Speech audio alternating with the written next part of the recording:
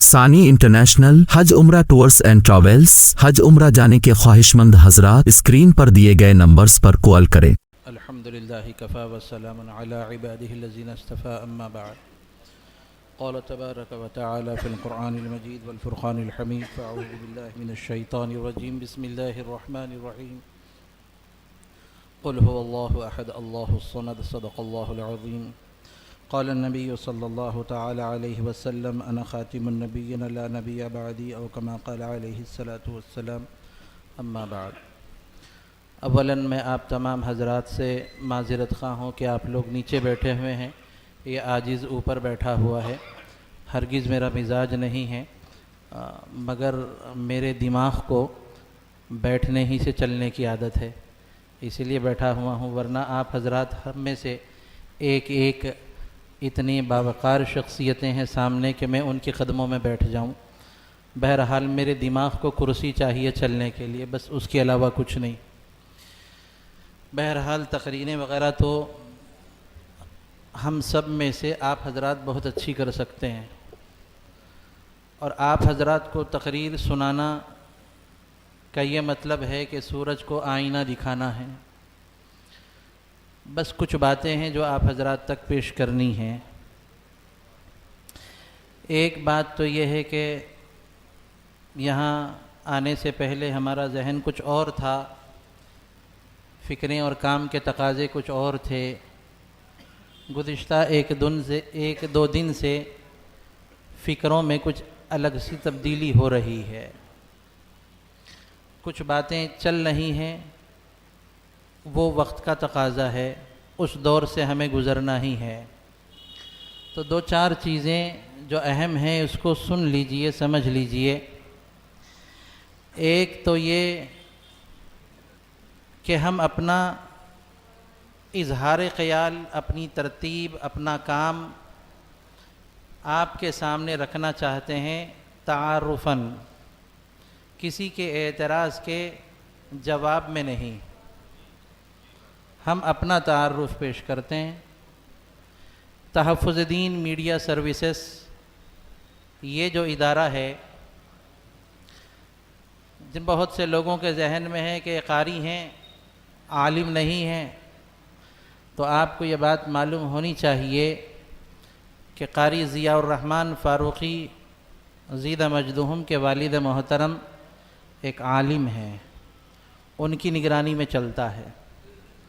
حضرت مولانا محفوظ الرحمن فاروقی دامت برکاتہم جو محسن مہاراشٹرا بھی ہیں، وہاں کے نائب امیر شریعت بھی ہیں، مولانا ولی منگیری رحمۃ اللہ علیہ کے خلیفہ بھی ہیں، اور مسلم پرسنل لاء بورڈ کے وہ ممبر بھی ہیں، رکن تاسیس بھی ہیں۔ یہ جہاں چل رہا ہے، جس جگہ پر چل رہا ہے، اسی جگہ کے اوپر حضرت مولانا رہتے ہیں، اور میرا حضرت مولانا سے ایک بہت لمبے عرصے سے ملاقات ہے۔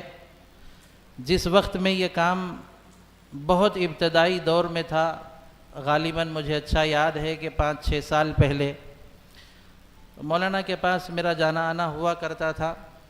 ایک مرتبہ قاری عرفان صاحب جو نعت خواں ہیں، ان کے ساتھ بھی ایک حاضری ہوئی تھی۔ تو اس وقت میں مولانا نے مجھ سے یہ کہا تھا کہ جمیل آپ ضیاء کو سمجھاؤ، وہ روزانہ فون ہی پر بیٹھتا ہے، کمپیوٹر پہ کچھ کرتے رہتا ہے۔ 5 سال پہلے کی بات غالباً مولانا کی مجھ سے یہ گفتگو ہوئی، یہ ضیاء جب دیکھو فون پہ بیٹھتا ہے، وہ کمپیوٹر پہ کرتا ہے، یہ کیا خدمت ہے؟ اس کو بتاؤ کہ جو ہمارا مدرسہ چل رہا ہے اس کے اندر کام کریں، جو اور بھی دوسرے مدرسوں کی ذمہ داریاں ہیں وہاں وہ کام کریں۔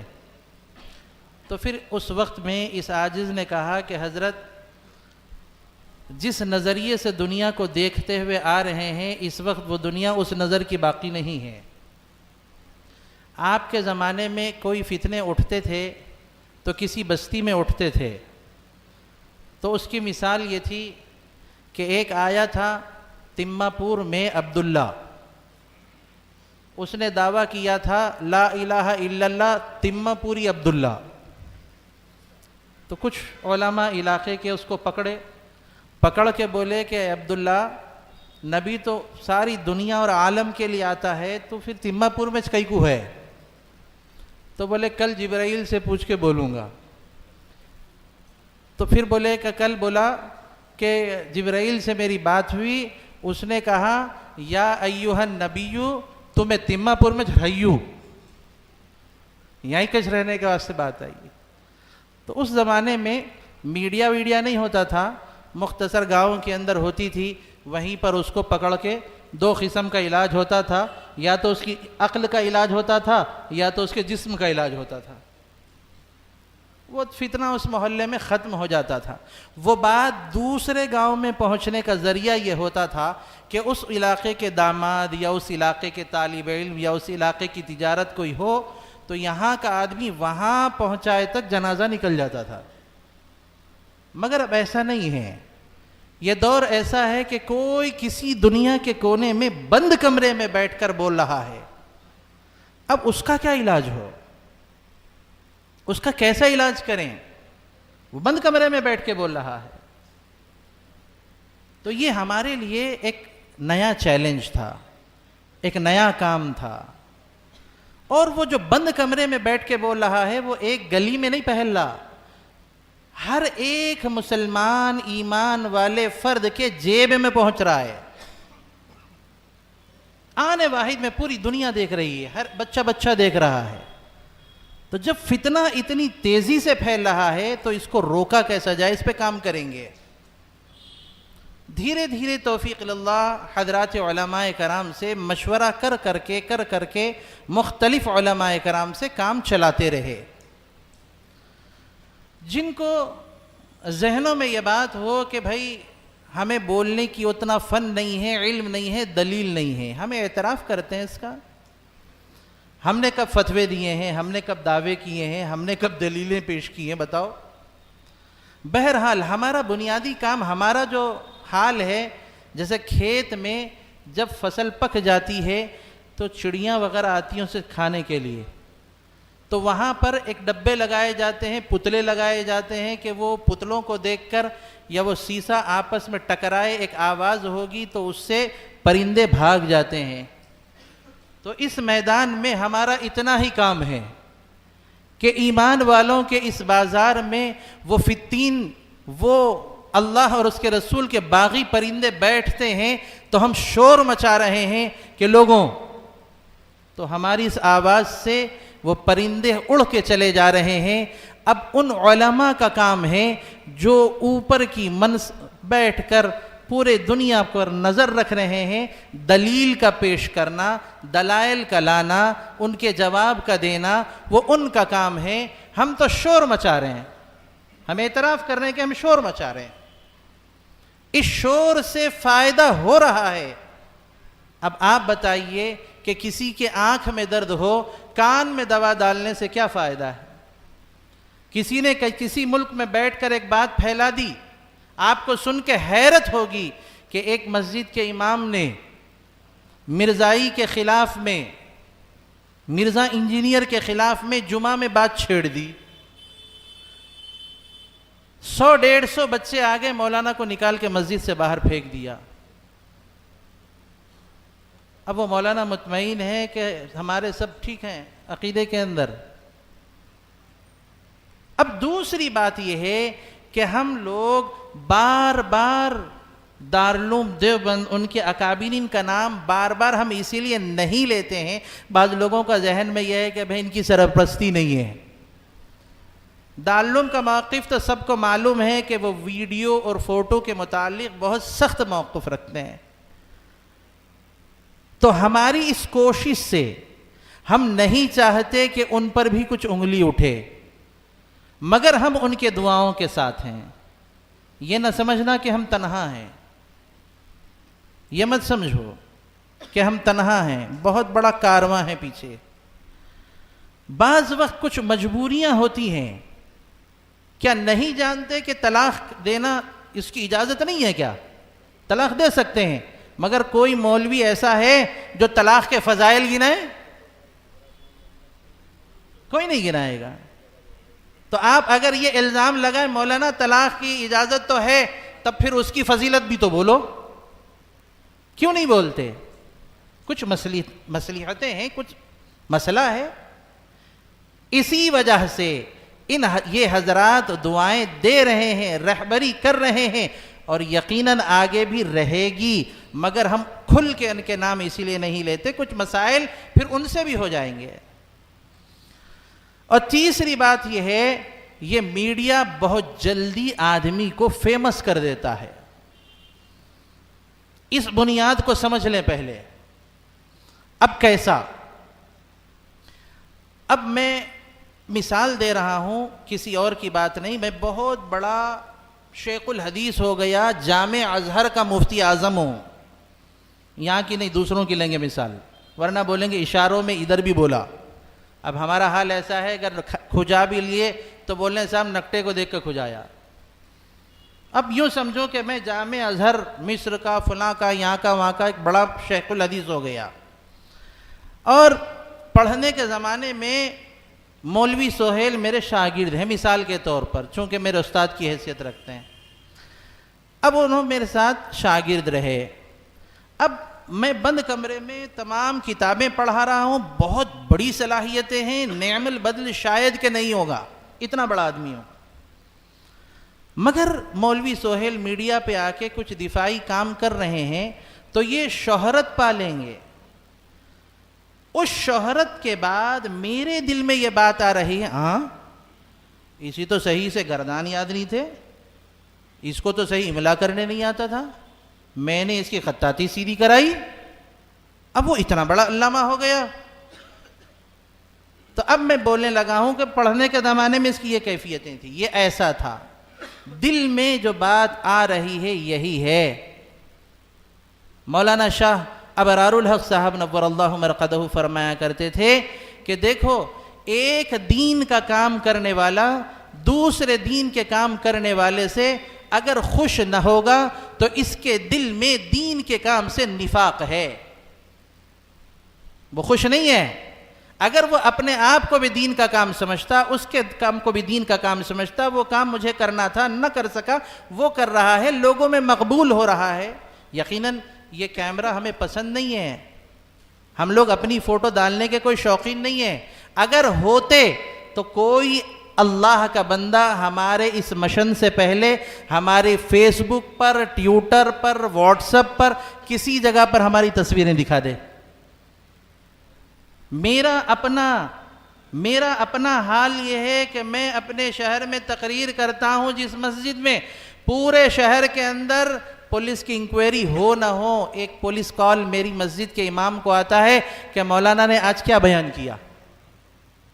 مجبوری ہے، اسی لیے ہمیں ریکارڈ کراتے ہیں، کہیں ایسا نہ ہو کہ ہم نے بکری چرانے گئے اور وہ چرانے سمجھ لے۔ یہ مجبوریاں تو آپ کے ساتھ بھی لگی ہوئی ہیں۔ اور اسی طریقے سے دو چار اور باتیں۔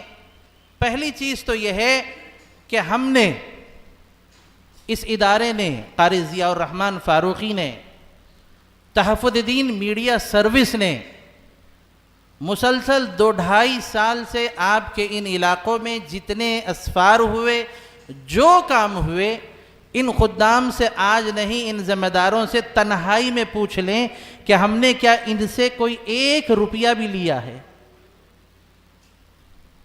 کیا ہم نے ان کا سفر خرچ کبھی ہم نے مانگا؟ اس کے نظام کے بقا کے لیے ہم نے کیا لگایا؟ وہ اللہ قبول کر لے۔ لوگوں کے ذہنوں میں یہ بھی ہے کہ اس دارالعلوم دیوبند کی اکابرین کے نام رکھ کر اور میڈیا کے اندر آ کر یہ لوگ چندہ بٹور رہے ہیں، یہ لوگ اپنی سیلفیز بڑے لوگوں سے بتا کر چندہ بٹور رہے ہیں۔ کوئی ایک ذمہ دار سے پوچھ لیں ہمارے جانے کے بعد کہ 2-2.5 سال کے اتنے عرصے میں اور اتنے سارے کاموں میں کوئی 1 روپیہ کسی اشارے سے، کنارے سے، تحریر سے، خط سے، وہ کسی ذریعے سے ہم نے مانگا ہو؟ اللہ کا دیا بہت ہے، اللہ کا دیا بہت ہے، اللہ اور دے گا انشاءاللہ۔ ہم صفائی نہیں دے رہے ہیں، ہم اپنا تعارف کرا رہے ہیں۔ اب اس کے اندر ہو یہ رہا ہے کہ ایک بچوں میں تعلیمی مظاہرہ جس میں ماشاءاللہ مجھ سے پہلے مولانا نے اچھی تقریر میں بتایا کیسے کیسے امتحانات ہوئے، کیا ہوئے، اس کے کیا فائدے ہیں۔ ہم سب یہی آواز لگاتے ہیں بچپن میں بچوں کو قرآن پڑھاؤ، اس لیے کہ عقیدے باقی رہیں گے۔ تو مکتب میں پڑھانے سے اللہ کا عقیدہ اس کے دل میں آ جائے گا، تو کیا ہماری اس کوشش سے بچوں کے دل میں نبی کے متعلق وہ عقیدہ نہیں بیٹھے گا؟ بچپن ہی اس کو بنا دو، جوان ہونے میں معاملہ ٹھیک ہو جائے گا۔ اور آگے بڑھ کے سنیں، بنیاد میں جو پتھر رکھے جاتے ہیں وہ پتھر بہت ٹیڑے میڑے ہوتے ہیں۔ تھوڑی دیر بیٹھ جانا، ذہن کام نہیں کرتا۔ بنیاد میں جو پتھر رکھے جاتے ہیں بہت ٹیڑے میڑے رہتے ہیں۔ ہاں کچھ آگے پیچھے ہوا ہوگا ساتھیوں کے الفاظ میں، ایک دوسرے کی معاونت میں، ایک دوسرے کے بات چیت میں کچھ فرق ہوا ہوگا، اعتراف کرتے ہیں، مگر اب اتنی بہترین انداز میں قائم ہو گئے کہ ہر علاقے میں ایک مکمل کمیٹی تشکیل دے چکے ہیں۔ میں اپنی ایک بات بولتا ہوں کہ بہت شروع جوانی سے اسکول سے جب مدرسے میں آیا تو میرے اچھے خاصے زلف ہوا کرتے تھے اور میں امامہ باندھتا تھا ہمیشہ، اور میں جس حضرت سے بہت متاثر ہوں حضرت مولانا عبد القوی صاحب دامت برکاتہم حیدرآباد، انہی کی طرح میں بھی رومال اوڑھتا تھا۔ جب دھیرے دھیرے تھوڑا سمجھ میں آیا تو رومال بھی چھوڑ دیا، امامہ بھی چھوڑ دیا۔ تو دوسرے سلسلے نقشبندیہ کے ہمارے ایک شیخ نے پوچھا، ارے میاں تم وہ پگڑی باندھتے تھے، رومال اوڑھتے تھے، کئی کو چھوڑ دیے؟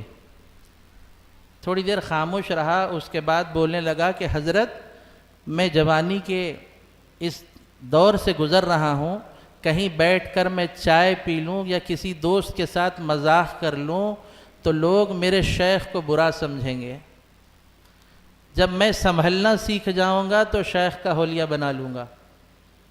تو ہماری فکریں یہی ہے کہ اس میڈیا میں ہم بار بار ان کے بڑے لوگوں کا تعارف کرائیں گے، اگر کوئی حالات آ جائے تو ہم نہیں چاہتے ہیں کہ ہماری وجہ سے ان حالات میں وہ بھی لپیٹے جائیں۔ سمجھو ہماری باتوں کو، ہم ہر بات آ کر میدان میں بول نہیں سکتے، عقل کہاں گئی؟ اپنے بعد والے بچوں کو بھی تو بڑا ہونے کا موقع دو۔ ازراہ مذاق میں ایک بات بولتے رہتا ہوں، اللہ کا شکر ہے اللہ نے موت کا بھی نظام رکھا اور بھول کا بھی نظام رکھا۔ اگر موت کا نظام نہ رکھتا تو دادا کی وراثت کبھی ہم تک نہ آتی، اگر موت کا نظام نہ رکھتا۔ کبھی کے 40 سال پہلے 200 سال پہلے کے شیخ الحدیث نہ مسند چھوڑتے نہ یہ بچہ شیخ الحدیث بنتا۔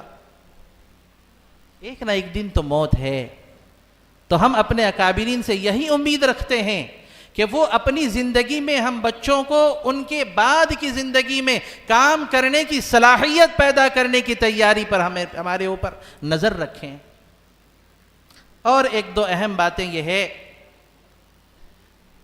جیسے کسی زمانے میں اس ملک میں ایک ہی مدرسہ تھا، ایک ہی دارالعلوم تھا، یہ اس کا تعارف کوئی چھپا ہوا نہیں ہے، اسی کا فیضان ہے۔ اگر ہندوستان کے کونے کونے میں کوئی ایک انسان، وقت کم 2 منٹ میں نہیں بڑھ دیتا ہوں، 2-5 منٹ کی اجازت دیں، سب ائمہ حضرات ہے، یہ میرے سامنے پورا شہر ہے، عوام نہیں ہے، 2 منٹ میں انشاءاللہ۔ تو میں کیا بول رہا تھا، یہ حال ہوتا ہے، بھول جاتا ہوں۔ بہرحال میری یہ گزارشات ہیں کہ ہم لوگ اپنے بڑوں کو، اپنے بچوں کو اپنے سامنے بڑا بناؤ تاکہ وہ ڈھنگ سے کام کر سکے اور سیکھ سکے۔ اور آخر میں میں یہ بتا رہا تھا کہ ایک ہی مدرسہ تھا دارالعلوم، اس سے الحمدللہ پورے ہندوستان میں اگر کوئی انسان مسلمان ہو کہ نہ ہو، اگر وہ آزادی کے ساتھ سانس لے رہا ہے، اپنے مذہب پر چل رہا ہے، تو فیض ہے دارالعلوم دیوبند کا۔ اس میں کوئی دو رائے نہیں ہے، اس میں کوئی دو رائے نہیں ہے۔ ہم یہ سمجھتے ہیں کہ یہ کام اس وقت میں ایک نئی شکل کا ہے، پتہ نہیں وہ آگے جا کے میڈیا کی اس دنیا میں کیا ہنگامہ برپا کرے گا۔ ہم نہیں چاہتے کہ ہماری وجہ سے ہمارے اکابرین پر کوئی آنچ آئے، اور یہاں کے علماء کرام سے خصوصاً ادباً گزارش کرتا ہوں کہ آپ یہاں مقامی اعتبار سے جو کمیٹیاں بنی ہوئی ہیں، ہم کسی دوسری تنظیم کی طرح 25% ہم کو دے دو، آدھا ادھر کر دو، آدھا ادھر کر دو، ایسا بھی کوئی نظام نہیں ہے۔ آپ کا پیسہ ہے، آپ کی جگہ ہے، آپ کی محنت ہے، آپ کے علاقوں کے تقاضے ہیں، پھر کبھی موقع ملے گا تو بعد کے جو حالات ہیں اور ہمارے جو عزائم ہیں انشاءاللہ ہم پیش کریں گے۔ آج ان کے عقیدے کے اوپر گرہبان پر ہاتھ رکھے، چند دنوں بعد انشاءاللہ جس غربت اور تنگی کی وجہ سے حالات آ رہے ہیں اس کے لیے بھی ہمارے پاس منصوبے ہیں، انشاءاللہ آگے وہ کام کریں گے۔ ایک مدرسے سے سارے ہندوستان کی ضرورت پوری ہو رہی تھی، دوسرا مدرسہ قائم ہوا، تیسرا ہوا، چوتھا ہوا، ان گنت مدرسے قائم ہوئے۔ اب یہ آواز نہیں لگائی جائے گی کہ اس گلی میں مدرسہ کیوں ہے۔ میں ایک ایک عالم دین سے ہاتھ جوڑ کر یہ کہتا ہوں، ایک ختم نبوت کا نظام دارالعلوم میں ہے، وہی ہمارے سب کچھ ہیں، وہی بڑے ہیں، انہی سے سیکھیں گے، وہی ساری دنیا میں نمائندگی کر رہے ہیں۔ جیسے ایک ادارے سے ایک ادارہ، ایک مدرسے سے ایک مدرسہ، ایک مدرسے سے ایک مکتب ہے، ہم اسی ٹمٹمانے والے مکتب کی حیثیت رکھتے ہیں۔ مکتب سمجھو، اس کے مقابل کھڑا ہونے والا فریق نہ سمجھو۔ اللہ کے واسطے اگر ہم کو فریق سمجھتے ہو، اللہ کی قسم کل قیامت میں گردنیں پکڑیں گے، کل قیامت میں ہم اس کا دامن پکڑ کے کہیں گے کہ ہماری نیتوں پر فیصلے کرنے والا تو کون ہوتا ہے۔ ہم نہ فریق نہیں ہیں، ہم ان کے مقابل کھڑے ہوئے نہیں ہیں، ہم ان کی جوتیوں میں اس جامعہ کے سامنے 2 بچوں کو بٹھا کر پڑھانے والے اس مکتب کی حیثیت رکھتے ہیں۔ اللہ تعالیٰ کہنے سننے کو عمل کی توفیق عطا فرمائیں۔ جو کوتاہیاں آپ کے سامنے میرے بولنے میں ہوئی ہوں گی میں آپ سے معذرت خواہ ہوں، ہماری کچھ فکریں تھیں، اللہ تعالیٰ ان فکروں پر عمل کی توفیق عطا فرمائیں۔ جزاکم اللہ وآخر دعوانا الحمدللہ رب العالمین۔